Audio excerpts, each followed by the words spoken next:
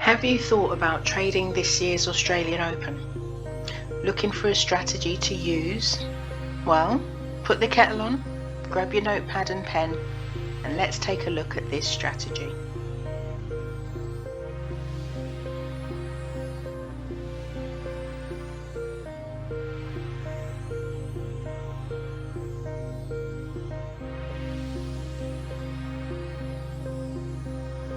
So, if you're new to the channel, then welcome. I'll be going over the strategy used in today's trade to make what you can see on the screen. If you are returning, welcome back. It's been a while. Really happy to see you here and looking forward to making some more videos for you. So today we're going to be talking about lay the first set winner. In this case, the first set winner was or is the number 2 seed on justBelieve.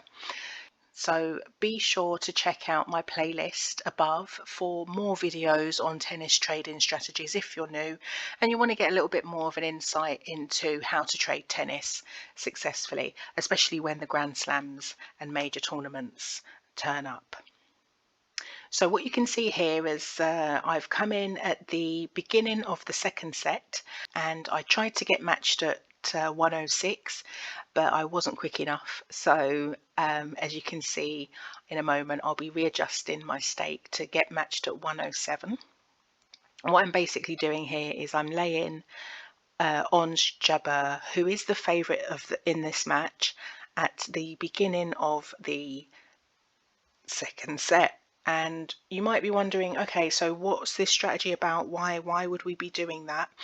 Well, the idea is when you've got a close run first set, which you can see was the case here, the first set is finished on a tie break, and the underdog has obviously pushed the favourite all the way to the tie break here. It means that they know their way around the court and they know how to, play the opponent, or else they wouldn't have made it as far as the tie break. And so the idea here is, given the fact that we're at the beginning of the second set and there are at least 6 service games, well, yeah, there will be 6 service games to go for each player, the odds should rise. So if Zidansek, the underdog, is able to hold her serve, as you can see here, it's now moved on to 2-2 so she's been able to hold 2 of her service games, the odds will start to rise on Jabeur. So if you can see the screen here, we've gone from 106 on the back odds to 109 in the space of 4 games, and we're in a position of profit here. So the idea behind the strategy is that we lay the first set winner at the beginning of the second set and we actually cash out at the end of the set. That is the purpose of the strategy. Now, you may have seen in previous videos of mine, there are times where I didn't necessarily wait to the end of the set to cash out. I may have cashed out after a break occurred, or I may have just randomly just cashed out, without sticking to any particular strategy. And you will find in your time of, looking into trading that there are many variations of strategies, but this particular one that I was looking to employ here was to, as I say, lay at the beginning of the second set and cash out at the end of the second set, regardless of what had happened. That was my intention going into this particular trade. Now, I want you to take a look on the screen here. This is some post-match analysis, but I did pre-match analysis, so you might be wondering why I chose this particular match. I did my pre-match analysis using SofaScore. Please leave a comment in the comment box below if you also use SofaScore for your pre-match research. for many people who are new, they wouldn't necessarily know where to go for their pre-match research. So let's all help each other and leave our comments below for where we do our pre-match research. But yes, so I've gone to SofaScore and I've looked through, and I've looked for competitive matches where the favourite performs less well than what their current odds would suggest they do. So I've put a screenshot up here, and you can see what I'm talking about. The odds for Jabeur would suggest that she clearly will win the match, but in actual fact, she wins matches 81% of the time when she is at these odds. So there's a variation there between implied odds and actual odds. So that means that there's room for maneuver. There's room for potential, and you can clearly see that that's what's happened in this match. If we also look at the first set, I've circled the first set results here, so we know it was a tie break, but the first 3 games were breaks of serve.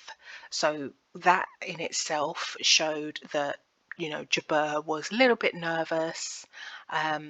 You know, she wasn't, you know, sort of wiping the floor with Zidansek, and Zidansek was able to get a break, albeit, you know, she was broken back. The point is that she broke serve. So if you can break serve once, you can break serve again. So there were lots of indicators in that first set that highlighted the fact that this would be a good match to go into at the beginning of the second set. So I'd done my pre-match research beforehand. I could see that Jabeur doesn't always perform as expected when she's at the starting odds that she was at. And so I've watched the first set. I did have the first set on in the background, saw how the tennis was going, and when the opportunity came, which was the end of the first set, I got in. Now you can see we've moved a little bit later down into the set. Zidansek has now got another break point, and my cash out value here has risen to basically the 1-on-1 ratio. So my liability is £7. If I you know, cashed out here, I would make what my liability amount was. You can see the break has occurred, and that amount has doubled. So now I could cash out for a 2-to-1 ratio, which is what I was talking about when I said before that you will probably see and probably have come across many different variations of the lay the first set winner strategy. You may see in some instances people, once the break has occurred, they cash out. And this is a prime example as to why that is, because Zidansek wasn't able to hold her serve after she had made that break. And in fact, what's happened here is Jabeur has broken back. And so that cash out value that you saw on the screen a moment ago, which was £15, has now dropped down to £3 because Jabeur has broken back and the odds have swung back into Jabeur's favour. Again, guys, let me know in the comment box below what you did if you traded this match, what you did at this point. Did you cash out, you know, on the assumption that Jabeur would have levelled at 5-all and gone on to win the match in straight sets? Or did you stay with the strategy if you were doing the same strategy as me, knowing that Zidansek had broken before and, you know, she could very well break again? Let's see what happens on the screen, and what if you don't know what happened in this match, just keep watching and you'll see what happens.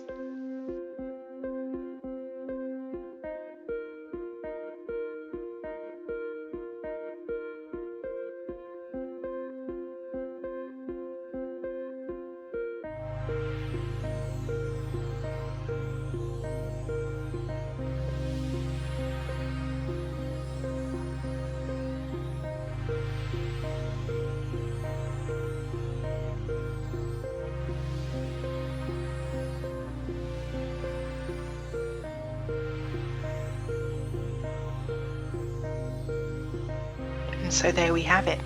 Zidansek broke Jabeur and took the set in doing so. And so now it's gone to 1-set-all. The cash out value is £18.94. That's almost a 3-to-1 there. So the idea, as I've said before, is to cash out at this point, exit the trade, and you can see me doing that on the screen. So this was the lay the first set winner, and let me know, guys, in the comments box below. So if you haven't yet subscribed, be sure to hit the subscribe button below and the notification bell so that you get notified of the next video that's coming up. So just to let you know, I will be making lots of videos on tennis. Let me know in the comments box below what kind of videos you want me to make. If you want me to make standard trading on the Betfair website, or if you want me to start doing some videos on how to automate the process of your trading, because that's what I've been doing in the time that you've seen me last. Yeah, so anyways, let me know in the comments box below, and I look forward to seeing you on the next video. Okay everyone, bye for now.